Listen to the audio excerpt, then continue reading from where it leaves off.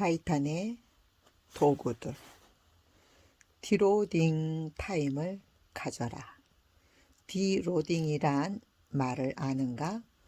디로딩이란 본래 근력 운동이나 경기를 위한 훈련에 사용되는 개념인데, 이 책의 많은 타이탄들은 다양한 분야에서 디로딩의 가치를 적용하고 있다. 디로딩은 내려놓는, 뒤로 물러나는, 부담을 제거하는 등의 뜻을 갖고 있다. 즉, 촘촘하게 짜인 계획과 일에서 잠시 물러나 컨디션을 조절하고 회복하는 행동을 디로딩이라 할 수 있다. 빌 게이츠에게 생각 주간이 있다면 타이탄들에겐 디로딩 주간이 있다. 디로딩 주간을 가지면 삶의 가부화들을 지혜롭게 예방하고 더 나은 삶을 위한 속도를 내는데 큰 도움을 얻을 수 있다. 디로딩 주간은 창의성과 생산성, 삶의 질에 실질적인 기여를 한다. 디로딩을 하는데 꼭 일주일이란 시간이 필요한 건 아니다.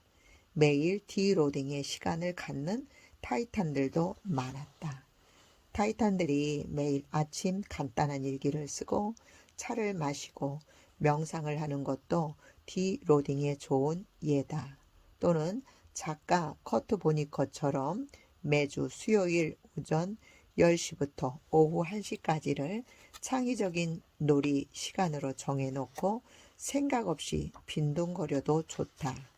친구들과 직접 전화로만 연락하는 메시지 앱 사용 금지일이나 노트북과 휴대폰, TV를 완전히 차단하는, 모니터를 끄는 일요일 등을 설정하는 방법도 디로딩에 좋은 번복이다. 디로딩은 전략적으로 엑셀 페달에서 발을 뗀다는 뜻이다.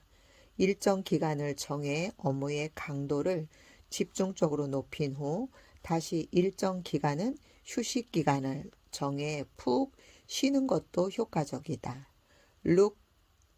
릭 루빈을 비롯한 크리에이티브 디렉터들은 사흘 집중하고 하루 디로딩 한다는 전략을 통해 창의성을 극대화하기도 한다.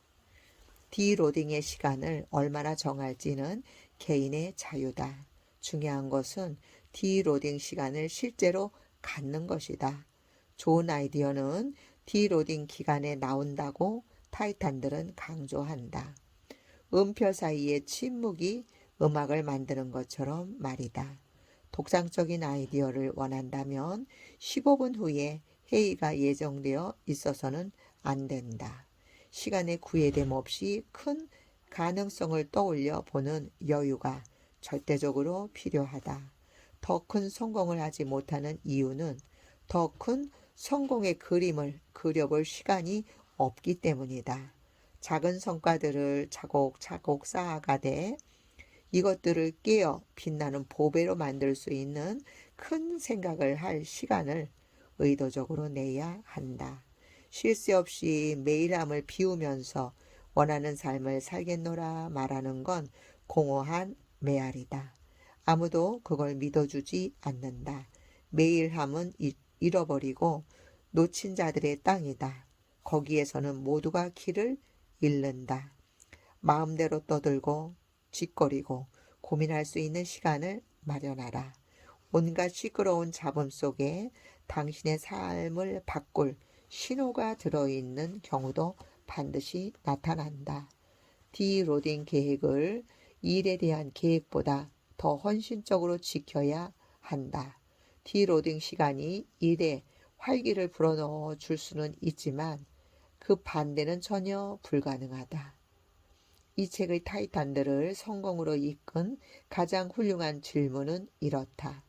나의 목표가 아니라 타인의 목표에 따르는 반응적인 삶에서 벗어나려면 어떻게 해야 할까? 우연히 얻어진 것이 아니라 의도적으로 확보한 여유의 시간이 그 답을 찾아줄 것이다. 그래야만 앞으로 나아갈 수 있다.